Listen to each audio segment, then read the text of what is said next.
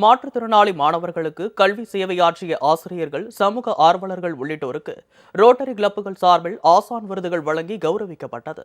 Autism மற்றும் அறிவுத்திறன் குறைபாடு கொண்ட சிறப்பு குழந்தைகளுக்காக கல்வித்துறையில் சிறப்பாக சேவை செய்த ஆசிரியர்கள், சமூக ஆர்வலர்கள் மற்றும் சிறப்பு கல்வியாளர்கள் உள்ளிட்டோருக்கு ஆசான் விருதுகள் வழங்கும் விழா சென்னை மயிலாப்பூரில் உள்ள தி கிளார்க் சிறப்பு பள்ளியில் நடைபெற்றது.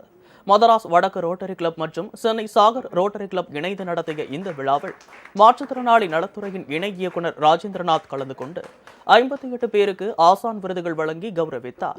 இதுபோன்ற விருதுகள் சிறப்பு கல்வியாளர்களுக்கு ஊக்கமளிக்கும் வகையில் அமையும் என தி கிளார்க் சிறப்பு பள்ளியின் செயலாளர் ஸ்ரீகாந்த் தெரிவித்துள்ளார். சிறப்பு ஆசிரியர்கள் அவங்களால தான் இந்த மாதிரி சேவைகள்லாம் எங்களால் தொடர்ந்து செய்ய முடியுது.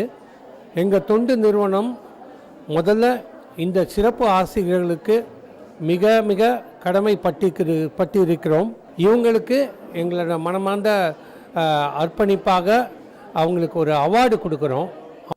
அர்ப்பணிப்பு உணர்வுடன் கற்றுத்தரும் தங்களை அடையாளம் கண்டு ஆசான் விருதுகள் வழங்கப்பட்டது மிகுந்த பெருமை அளிப்பதாக விருதாளர்கள் தெரிவித்துள்ளனர். எஜுகேட்டர்ல அந்த பசங்களை ரொம்ப அண்டர்ஸ்டாண்ட் பண்ணி சொல்லி அவங்க கூட நல்ல பாண்ட் கிரியேட் பண்ணாதான் அவங்களுக்கு இம்ப்ரூவ்மெண்ட்டே நம்ம கொண்டுட்டு வர முடியும்.